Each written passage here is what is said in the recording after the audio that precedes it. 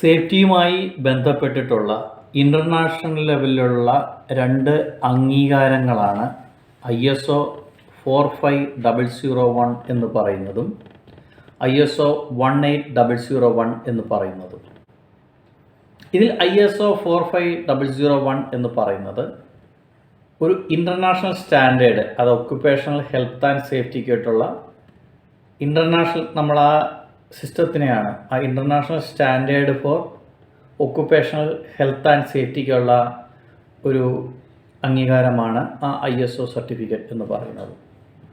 രണ്ടാമതായിട്ട് പറഞ്ഞിരിക്കുന്ന ഈ ISO 18001 എന്ന് പറയുന്നത് അത് ഇൻ്റർനാഷണൽ ഒരു സ്റ്റാൻഡേർഡ് തന്നെയാണ്.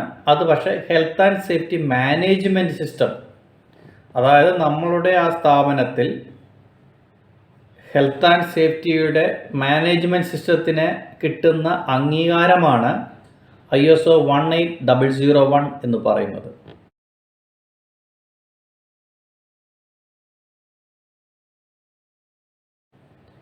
മറ്റേത് എന്ന് പറയുന്നത് നമ്മൾ ആദ്യം പറഞ്ഞ ആ ISO 45001 എന്ന് പറയുന്നത് നമ്മളുടെ ഒരു സ്റ്റാൻഡേർഡാണ്.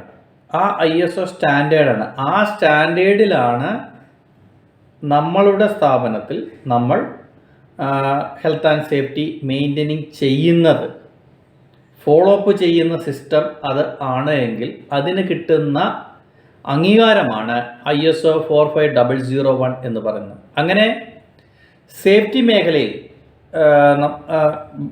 കിട്ടുന്ന 2 ടൈപ്പ് ISO സർട്ടിഫിക്കേഷനുകളാണ് ഈ പറഞ്ഞ 2 കാര്യങ്ങളും. ഈ 2 സർട്ടിഫിക്കേഷനുകളും കൂടുതലായിട്ടും ഇൻഡസ്ട്രിയൽ ഫാക്ടറി ഏരിയ, കൺസ്ട്രക്ഷൻ കമ്പനികൾ അവർക്കൊക്കെ മേടിക്കുന്ന ഒരു സർട്ടിഫിക്കറ്റാണിത്.